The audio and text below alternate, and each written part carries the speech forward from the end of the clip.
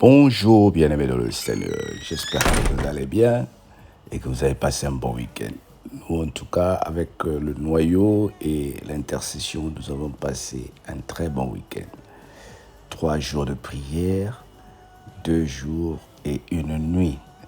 Dieu est vraiment bien. Il est vraiment bien parce que c'était des moments qui nous ont permis de se rafraîchir, de s'approcher de Dieu et de comprendre ce que le Seigneur veut que nous fassions. Du coup, nous avons été inspirés par le Seigneur et ce matin, je t'apporte ce thème de la semaine. La tradition dans l'Église. La tradition dans l'Église. Dis avec moi, la tradition de l'Église. Nous allons nous baser sur Matthieu 15 et nous lisons au nom du Seigneur les premiers versets, je te dirai de lire avec moi Matthieu 15, 1 à 6.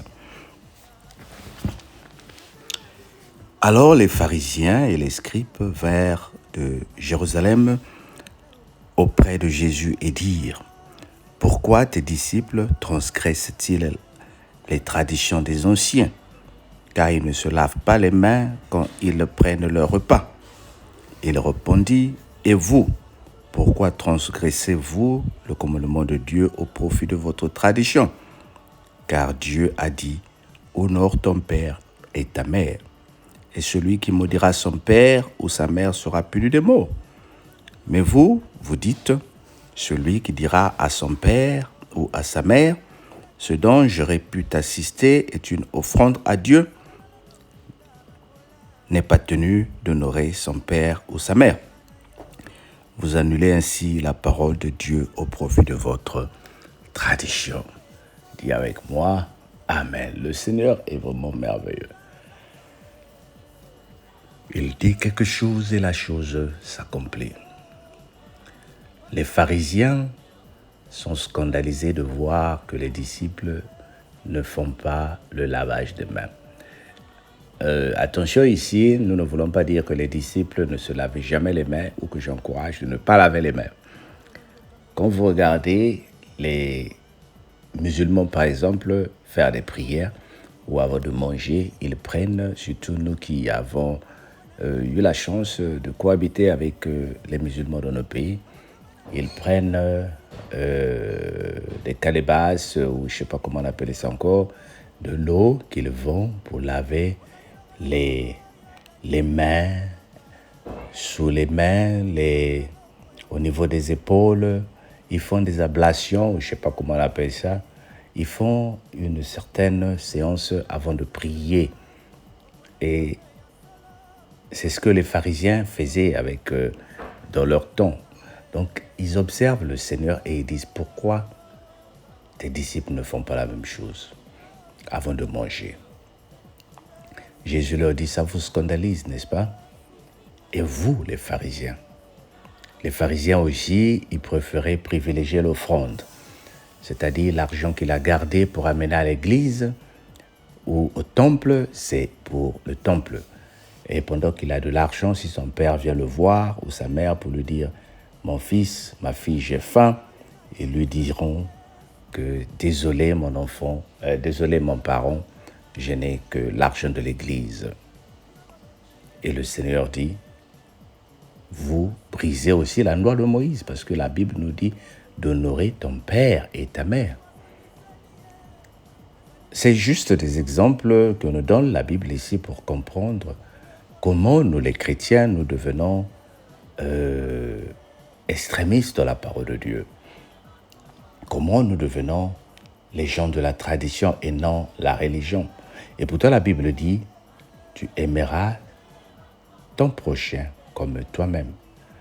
La Bible aussi nous dit : comment peux-tu aimer Dieu que tu ne vois pas plus que ton prochain que tu ne vois pas, et plutôt que tu vois.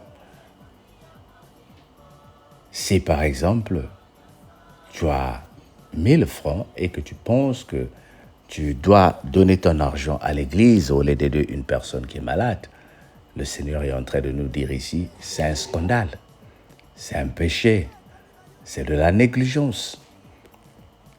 Alors, comme j'étais en train de suivre un comédien qui était en train de dire, je viens de lire les 10 commandements, apparemment nous n'irons pas au ciel. Bien aimé, s'il s'agit de respecter les 10 commandements, toi et moi, nous n'irons pas au ciel. Je te dis la vérité.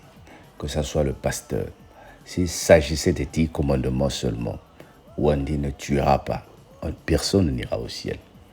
Parce que nous tombons dans le péché et nous pardonnons.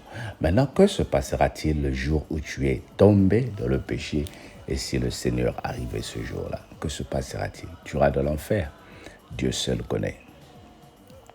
Il y a une certaine tradition. Il y a des gens même qui pensent s'il a manqué un culte, ça veut dire que Dieu ne l'a pas entendu. Il y a des gens qui pensent s'il ne donne plus de l'argent à l'Église, Dieu est en train de le punir. D'abord, on nous a fait croire qu'il faut donner à l'Église pour être béni, pour avoir beaucoup d'argent, n'est-ce pas? Tout ça là, c'est de la tradition. Les hommes les plus riches de ce monde ne vont pas à l'Église, mais ils sont bénis, ils ont l'argent. Alors, je veux juste dire, c'est bien de donner. Dieu nous demande de donner. Mais ce que tu donnes, est-ce que tu le donnes de ton cœur? Ce que tu sèmes, est-ce que tu le sèmes de ton cœur? Ou c'est parce que tu en as beaucoup, ou tu attends quelque chose, une grâce? Nous prions pour que le Seigneur nous bénisse. Nous partons dans les groupes de prière pour que le Seigneur nous bénisse. Mais au fait, nous sommes en train de traverser une crise de foi. Nous n'avons plus la foi. Et du coup, nous utilisons l'argent, nous utilisons le bien pour déclencher le miracle dans notre vie. Vous allez regarder la majorité des gens que le Seigneur a bénis, a libérés, a délivrés. Ils n'ont rien fait. Ils ont juste demandé la grâce de Dieu. Bien-aimé, ce n'est pas ce que tu fais qui va te sauver, mais c'est la foi que tu as en Jésus-Christ. Ce message nous est tombé pour que nous comprenions comment nous pouvons déclencher la foi. Alors, cette semaine, nous voulons parler de cette tradition qui nous éloigne de la foi. La tradition a fait que toi, tu ne vives plus la foi.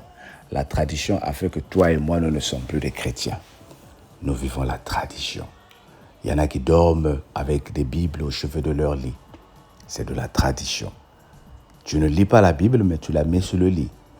Il y en a qui prennent les chapelets pour la mettre dans la voiture pour qu'ils ne fassent pas un accident. C'est de la tradition. Il y en a qui prennent de l'eau bénite pour mettre quelques gouttes dans la nourriture pour que le monsieur arrête d'aller dehors. C'est de la tradition. Mais la foi est que ce que je touche est à moi. Et quand le Seigneur me donne cette force-là, à travers la puissance, comme nous avons parlé pendant la semaine passée, durant notre retraite, nous avons reçu la puissance de la foi. Acte 1, 8. Nous avons reçu une puissance. L'esprit de la puissance est tombé sur nous. Et cet esprit nous demande de témoigner la foi. Je n'ai pas besoin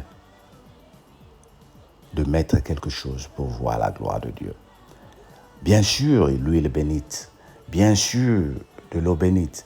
Bien sûr, les chapelets. Tout ça là, ce sont des symboles, ce sont des actes que le chrétien peut utiliser. Mais ça ne va rien produire si tu n'as aucune foi en ce que tu crois. Nombre d'entre nous, nous sommes sortis, comme j'ai dit au départ, de la foi chrétienne. Le Seigneur t'appelle ce matin. Reviens vers la foi et enlève la tradition. Dans le nom de Jésus. Amen.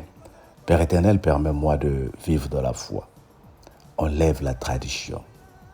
Seigneur, nous avons nos cultures, nos traditions que nous valorisons, que nous aimons beaucoup.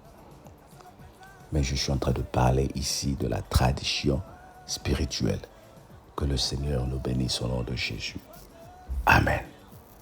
Prie pour que le Seigneur t'enlève de la tradition chrétienne, mais que tu aies la foi au nom de Jésus. Amen. Que le Seigneur te bénisse et passe une très bonne journée. Amen. Bye bye.